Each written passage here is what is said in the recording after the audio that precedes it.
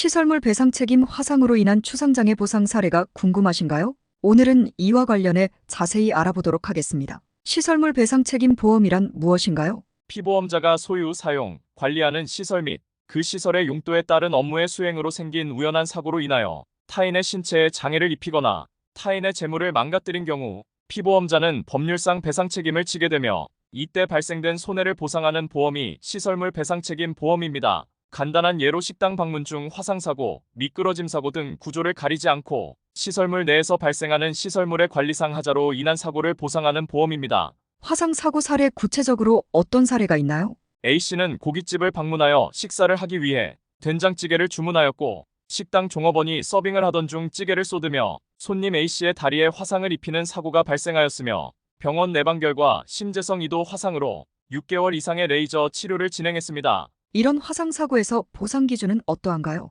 화상 진단은 1도, 표재성 2도, 심재성 2도, 3도, 4도 화상으로 구분할 수 있습니다. 1도와 표재성 2도 화상의 경우 경미한 사고에 해당하여 치료 종료 후 치료비와 함께 적절한 보상을 받는 것이 가장 현실적인 보상이라고 말씀드릴 수 있습니다. 하지만 심재성 2도 이상의 화상부터는 치료 종료 이후에도 흉터의 회복이 불가능한 경우가 많아 보험회사 측이 제시한 단순 보상 금액이 아닌 피해자의 피해를 정확히 평가 후 보상 진행이 필요합니다. 최종적으로 보상 결과는 어떠했는지요? 일반적인 배상책임보험의 경우 장애평가 시 맥브라이드 평가에 따라 장애를 판단하나 화상 사고의 경우 국가배상법에 따라 장애를 평가 후 배상이 진행되게 됩니다. 위 피해자는 허벅지 부위에 8 곱하기 10cm 크기의 화상 반응이 잔존하는 상태로 노동능력 상실률 5%의 장애 진단을 받았으며 사고 경위상 서빙 직원이 음식을 놓기 직전 자리에서 일어나는 상황이 확인되어 일부 과실이 산정되고 최종적으로 2천만 원의 합의 후 사고를 마무리하였습니다.